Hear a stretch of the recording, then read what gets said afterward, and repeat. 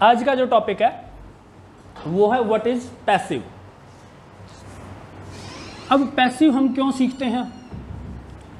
आइल्स का आपका life cycle explain करना है, आपका प्रोसेस एक्सप्लेन करना है, आपका डायग्राम एक्सप्लेन करना है,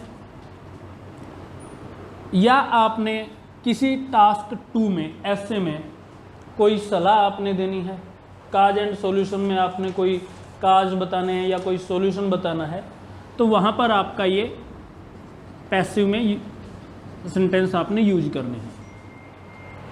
अभी तक जितने भी मैंने स्टूडेंट्स पढ़ाए हैं उनसे जब मैं पूछता हूँ फर्स्ट टाइम कि पैसिव क्या होते हैं, तो आपको जानकर हैरानी होगी। स्टूडेंट का जवाब आता है जी सब्जेक्ट का ऑब्जेक्ट कर दो, ऑब्जेक्ट का सब्जेक्ट कर दो। ये सिस्टम चलता है आपका +2 तक, जब आपने एग्जाम में वॉइस चेंज करने आपने सोल्व करने होते हैं, क्वेश्चंस आते हैं चेंज द वॉइस। ऐसा सिस्टम आपका +2 तक एग्जाम्स में चलता है। जब आप आइल्स का एग्जाम लिखते हैं, स्पीकिंग करते हैं, तो उसमें कोई आपको एक्टिव में सेंटेंस थोड़े देने वाला है कि मैंने आपको एक्टिव का सेंटेंस दे दिया, अब बनाइए इसका पैसिव। ऐसे नहीं होता। आपने डायरेक्ट पैसिव में सेंटेंस लिखने होते हैं, डायरेक्ट पैसिव में सेंटेंस बोलने होते हैं। तो फिर से सवाल वही आ गया कि एक्टिव वॉइस और पैसिव वॉइस में क्या डिफरेंस है फिर? तो यहां पर मैं आपको बता दूं कि जहां पर आपको जरूरत है किसी बात को एक्टिव वॉइस में कहने की, वहां पर आपने उस बात को एक्टिव वॉइस में कहना है। जहां पर आपको जरूरत है डायरेक्ट पैसिव वॉइस में सेंटेंस लिखने की, उस बात को आपने डायरेक्ट पैसिव वॉइस में कहना है। तो हम इसको कैसे समझें जी? एक्टिव वॉइस क्या है? सबसे पहले आपने समझना है कि वॉइस क्या है। वॉइस का मतलब है बोलने का तरीका। अब एक्टिव वॉइस क्या हुए जी? एक्टिव वॉइस वो हुए जिसमें आपके सेंटेंस में सब्जेक्ट को अहमियत दी गई है। जिस किसी सेंटेंस में काम करने वाले को इंपॉर्टेंस देनी है, तो वहां पर आपने उस सेंटेंस को लिखना है एक्टिव वॉइस में। जैसे मैंने आपसे पूछा अभी कि हमारी मेड कहां पर है, क्या कर रही है वो, तो किसी ने मुझे बताया sir the made is making tea. आपने सेंटेंस की शुरुआत में मेड को लिख दिया, the made is making tea. मान लीजिए चाय नहीं बना रही है वो इस टाइम पर पोछा लगा रही है, तो आप सेंटेंस लिखेंगे the made is mopping the floor. मैंने किसी स्टूडेंट का नाम लेकर पूछा मानव कहाँ है, आपने बताया कि सर मानव इस टाइम पर बुक पढ़ रहा है कोई, मानव इज रीडिंग ए बुक। तो यहाँ पर काम करने वाला कौन है? मानव। ये सेंटेंस का सब्जेक्ट है।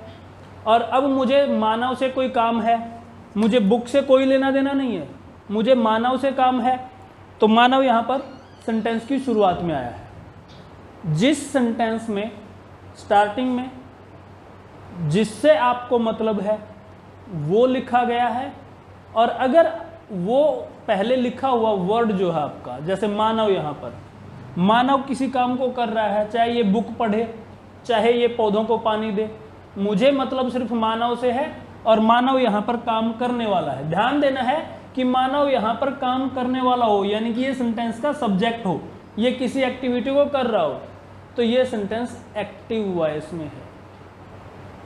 समझ आई बात आपको? तो अब ये किसी भी टेंस में हो सकते हैं। कल मेरे भाई ने मुझे कॉल की, कॉल करने वाला कौन है? My brother. कॉल करने का काम किसने किया? ब्रदर ने किया, पास्ट में किया, माय ब्रदर कॉल्ड मी। हमने सेंटेंस लिख दिया माय ब्रदर कॉल्ड मी, तो ये क्या हो गया? एक्टिव हो गया। कॉल किसने की भाई? ब्रदर ने की। किसको की? मुझे की। कल मैं चंडीगढ़ जाऊंगा, जाने का काम मैंने करना है, I will go to Chandigarh. कल मैं एक बुक खरीदूंगा, I will buy a book. आपका ब्रदर बुक खरीदेगा, your brother will buy a book. तो काम करने वाला सेंटेंस की शुरुआत में है, जहां पर काम करने वाला सेंटेंस की शुरुआत में है वो आपका एक्टिव वॉइस है। आई होप कि आपको एक्टिव वॉइस क्लियर हो गया होगा। अब बात आती है पैसिव वॉइस क्या है। तो पैसिव वॉइस की डेफिनेशन मैं आपको क्लियर कर दूं। पैसिव वॉइस के सेंटेंस की शुरुआत में क्या होता है कि जिस चीज से आपको मतलब है, यहां पर उसके करने वालों से आपका कोई लेना देना नहीं है। हमारे शहर में आप जहां कहीं भी देखेंगे चारों तरफ सड़कें बन रही हैं, जिधर भी जाकर देखेंगे जाम लगा होता है। पूछते हैं जी जाम क्यों लगा हुआ है, आप कहते हैं जी सड़क बन रही है। अब सड़क अपने आप तो बन नहीं रही, कोई ना कोई तो बना ही रहा है उस सड़क को, या नहीं बना रहा है। तो जब आपको उस चीज से मतलब हो जिसके ऊपर काम किया जा रहा है, तब आपका वो पैसिव वॉइस होता है। अब यहां पर सड़क के ऊपर काम हो रहा है, रोड हमने सबसे पहले लिख दिया। कब काम हो रहा है, एट प्रेजेंट काम हो रहा है। टेंस कौन सा आएगा, कंटिन्यू टेंस आएगा। कंटिन्यू टेंस में आपने इज बीइंग लगा देना है, रोड इज बीइंग। और जो कोई भी काम इसके ऊपर हो रहा है उसकी आपने थर्ड फॉर्म देनी है, रोड इज बीइंग कंस्ट्रक्टेड। ये आपका पैसिव वॉइस है। सड़क के ऊपर कौन काम कर रहा है, आज तक मैंने कभी किसी से नहीं सुना है कि मजदूर सड़क बना रहे हैं। सड़क मजदूर ही बनाएंगे, लेकिन कहीं पर उनका नाम नहीं आता।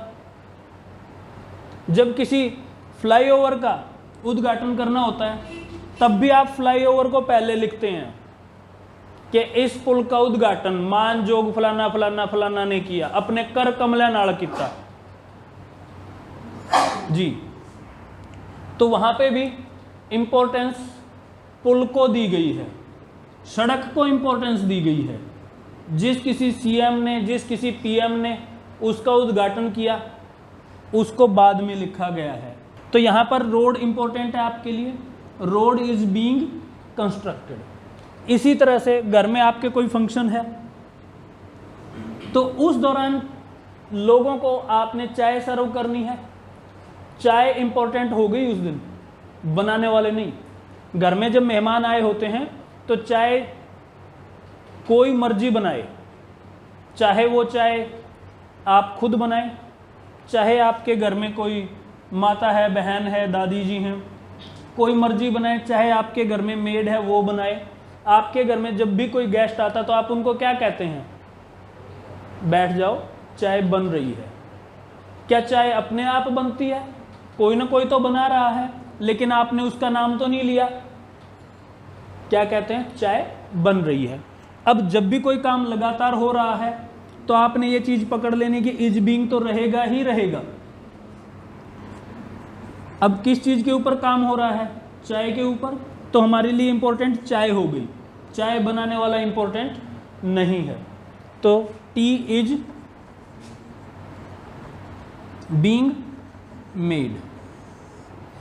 आई होप कि आपको यह समझ में आ गया होगा। इसी तरह से जब कोई काम खत्म हो जाता है, खत्म होने पर आपने हैज और हैव का प्रयोग करना होता है। इनके साथ आपने बी की थर्ड फॉर्म का प्रयोग करना है। जैसे इज एम आर के बाद आपने बी के साथ इंग लगाया था, बीइंग बन गया था। उसी तरह से हैज हैव के बाद आपने बी की थर्ड फॉर्म यूज करनी है। और एक बात ध्यान रखना है, जो काम हो रहा है उस वर्ब की थर्ड फॉर्म फिक्स है, वो रहनी ही रहनी है। कल को कई स्टूडेंट्स ये पूछेंगे जी थर्ड फॉर्म दो दो बार, हाँ तो क्या हुआ, रूल है, आने दीजिए। The T is being made को जैसे ही चाय बन के हटेगी, हम कहेंगे जी चाय बन गई है, टी हैज बीन मेड। अब टी के साथ हैज क्यों आया, क्योंकि टी एक अनकाउंटेबल नाउन है। स्टूडेंट्स के ये भी डाउट रहते हैं जी टी के साथ हैज आएगा या हैव आएगा, तो आपको बता दूं टी के साथ हैज आएगा। रोड अगर आपका सिंगुलर है, एक वचन में है, तब भी आपका रोड के साथ है जाएगा, the road has been constructed. आप देखेंगे आजकल शहरों में चारों तरफ फ्लाईओवर बन रहे हैं, the flyover is being constructed, जब तक वो बन रहा है। फिर कई बार कोई बाहर गया हुआ स्टूडेंट्स आपको फ़ोन करके पूछता है, जी वो आपके साइड में पुल बन रहा था, बन गया कि अभी भी बन ही रहा है? तब हम बोलते हैं the flyover has been constructed. I hope कि आपको ये समझ में आ गया होगा। अब ये दो टेंस में मैंने आपको पैसिव करवाए हैं, एक टेंस है प्रेजेंट कंटिन्यू, एक टेंस है प्रेजेंट परफेक्ट टेंस। तो आई होप कि आप इसको अच्छे से समझ में आ गया होगा। सबसे बड़ी बात इसमें जो समझनी है वो ये समझनी कि आपने कभी भी सेंटेंस ऐसे नहीं बदलने कि खाना खाया जा रहा है मेरे द्वारा। कई बार स्टूडेंट्स का डाउट होता है जी बाय मी लगाएं कि ना लगाएं। अगर आपको कहीं पर लगता है कि काम करने वाले इंसान का जिक्र करना जरूरी है तो आपने बाय लगा के उसका नाम लिख देना है। अगर आपको लगे कि हमें सिर्फ और सिर्फ उस चीज से मतलब है जिसके ऊपर काम हो रहा है तो आपने बाय मी या बाय CM PM लगाने की जरूरत नहीं है। समझ गए हैं? अब आप एक बात खुद सोचिए, जिसने चाय पीनी है उसको चाय से मतलब है न कि बनाने वालों से। तो सिर्फ इतना सा, the T is being made. I hope कि आपको एक्टिव वॉइस और पैसिव वॉइस समझ में आ गए होंगे। Thank you.